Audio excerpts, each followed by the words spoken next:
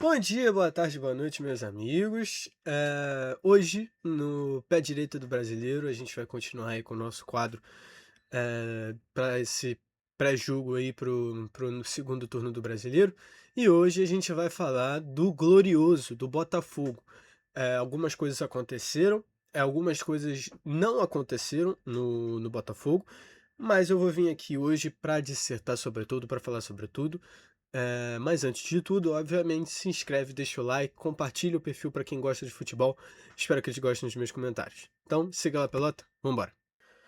Bom, por que que eu comentei sobre algumas coisas que não aconteceram com o Botafogo?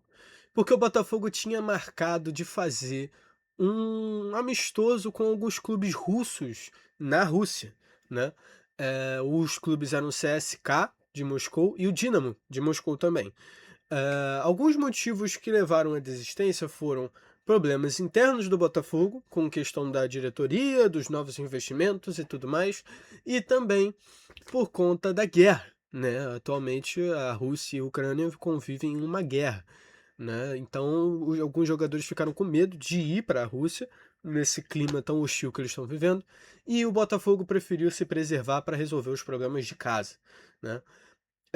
Bom, vamos abrir aqui falando sobre algo que eu comentei no vídeo passado, tá?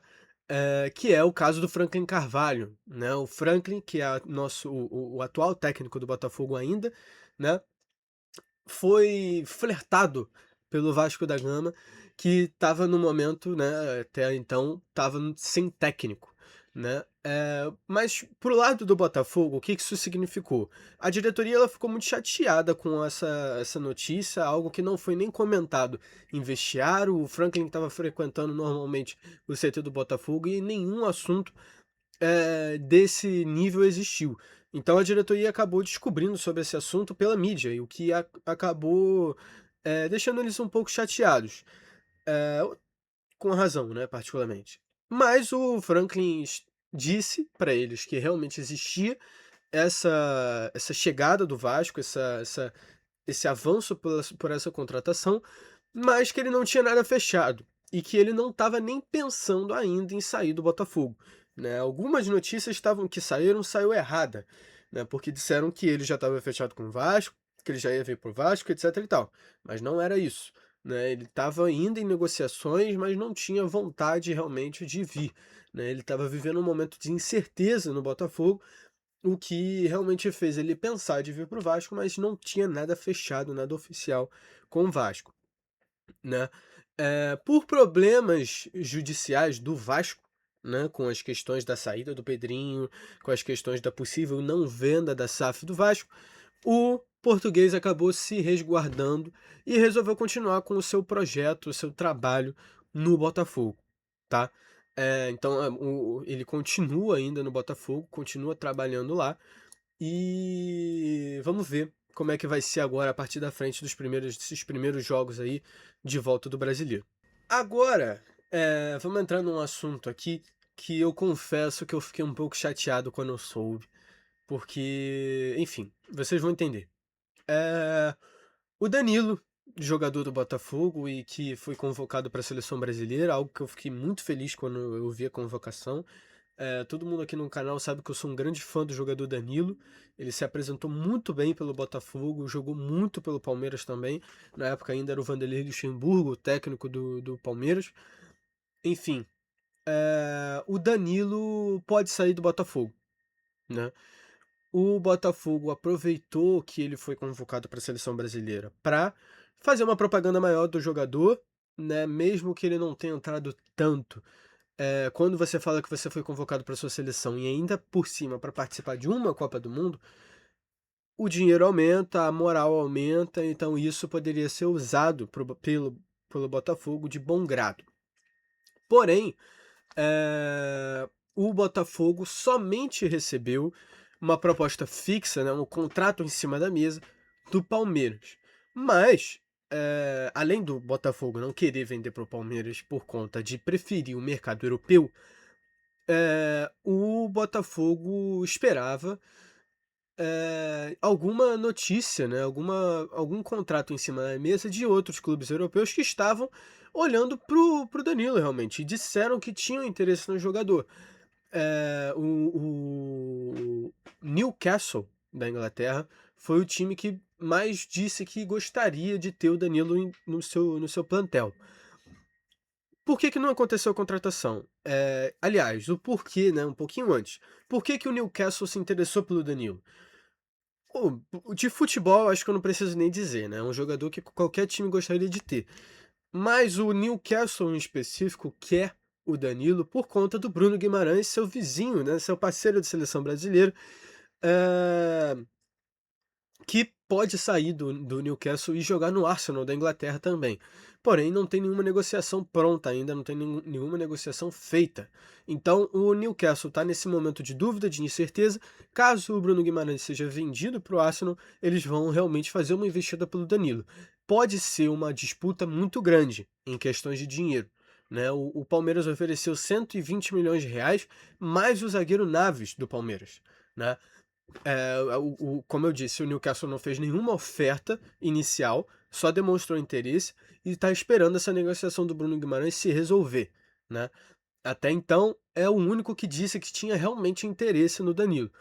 Porém, o Zenit da Rússia também se interessou e iria usar, inclusive, o amistoso que estava marcado para ser feito na Rússia como abre olhos para ver se ele ia se dar bem nesse princípiozinho de futebol russo e ver se realmente valeria a investida.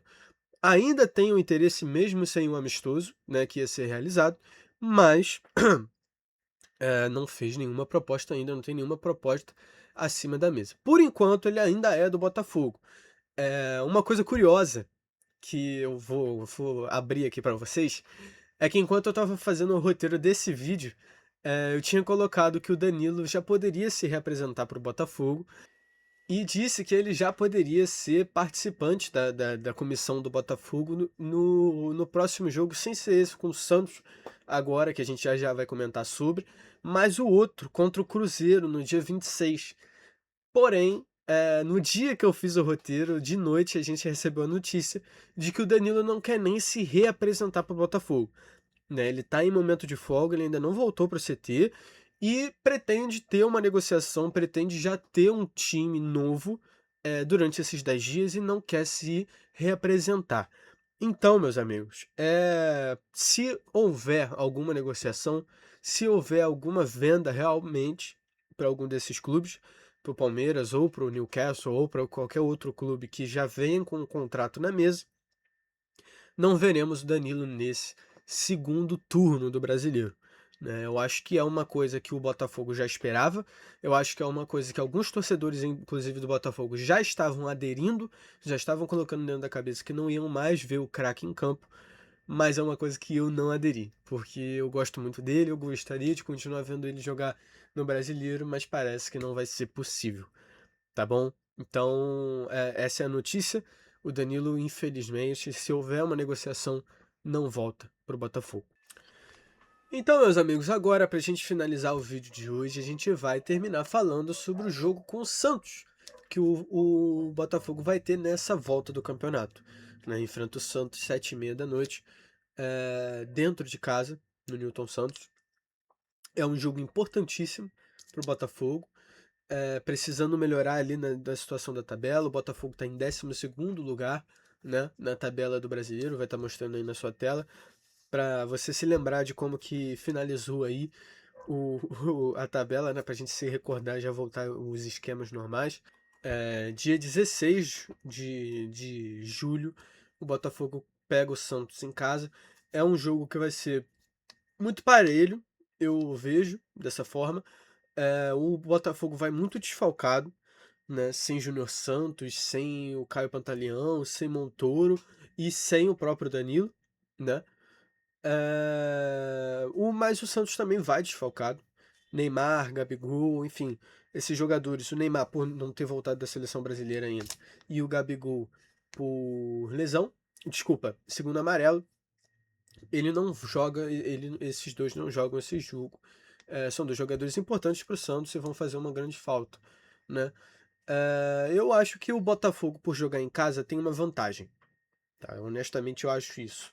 o trabalho do Franklin tem agradado muito, né, o Botafogo, mesmo com as suas convivendo com essas faltas, convivendo com essas jogadores lesionados, esses problemas, essas dificuldades, o Franklin tem se virado, tem feito um bom trabalho, né, pro Botafogo, e acho que vai ser um jogo parelho, mas acho que vai acabar dando Botafogo nesse jogo.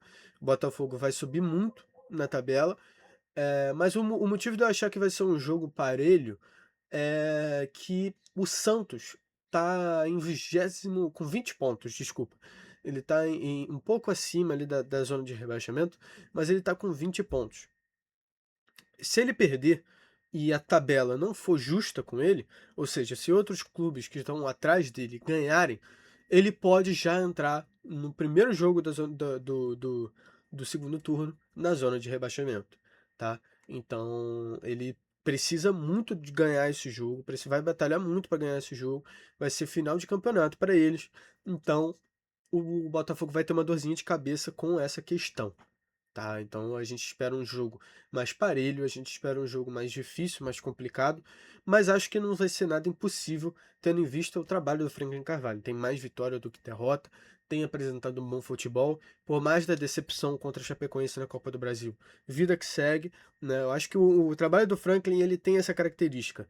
É, ele vai bem, muitos jogos, ganha muitos jogos, mas certos jogos específicos ele perde e acaba se tornando uma vergonha para o clube. Eu pude presenciar Botafogo e Remo no Newton Santos e o Botafogo perdeu de 2-1 pro Remo. E o Remo tava dificuldades ali na situação de zona de rebaixamento e tudo mais, então é muito complicado. Porém, quando você vê o retrospecto do Franklin com outros times, ele vai muito bem. Jogos que a gente até acha que vai ser mais difícil para ele se dar bem. E ele vai muito bem. Então, é um jogo que a gente não tem como esperar muito, né? Vai ser um jogo muito interessante de ver realmente. Mas eu acho que vai acabar dando Botafogo. Não só por estar do lado dos cariocas, né? Mas eu acho que o Santos está muito destabilizado. O Santos também não fez nenhum amistoso, né? Não fizeram nenhum tipo de treinamento. Não vão contar com um dos seus jogadores principais, que é o Neymar, mas tem outros jogadores ali que podem substituir e vão fazer um bom trabalho também. Bom, então, meus amigos, é isso. Essas são as últimas notícias que tiveram do Botafogo. Teve alguns bafafás de investidores e tudo mais, mas eu queria dar valor a mais às notícias do futebol, né? Porque eu acho que é o que vai mais pesar pra gente durante essa volta do Campeonato Brasileiro, né? Eu comentei sobre as questões jurídicas do Vasco no último vídeo, mas é porque muita coisa ia refletir no futebol também, com problemas de técnico, problemas de continuação até do próprio clube, mas o do Botafogo numa situação um pouco mais amena do que a do Vasco, também é uma dificuldade grande, então eu preferi deixar esse assunto para trás, seguindo o que nós temos agora de Botafogo, de futebol de Botafogo, e enfim, é isso. Os próximos vídeos vão ser de Fluminense e Flamengo. Eles vão jogar na semana que vem, tá? Porque eles jogaram amistosos. O Fluminense jogou um amistoso com o Bahia e com o Nova Iguaçu. Com o Nova Iguaçu ganhou de 6-1 e com o Bahia ganhou de 2-0. E o Flamengo também fez amistosos em Portugal, né? Que eu vim aqui comentar sobre com vocês que eles iam fazer esses 3 amistosos, esses 3 jogos de amistosos, né? Benfica, River Plate e Lav... O Flamengo fez amistoso em Portugal, né? Eles tiveram 3 jogos, eu comentei isso aqui no canal, eles tiveram 3 jogos amistosos contra o Benfica, o Lausanne e o River, não nessa ordem ao contrário, e foram campeões do torneio Algarve, né? Que é o torneio desse amistoso.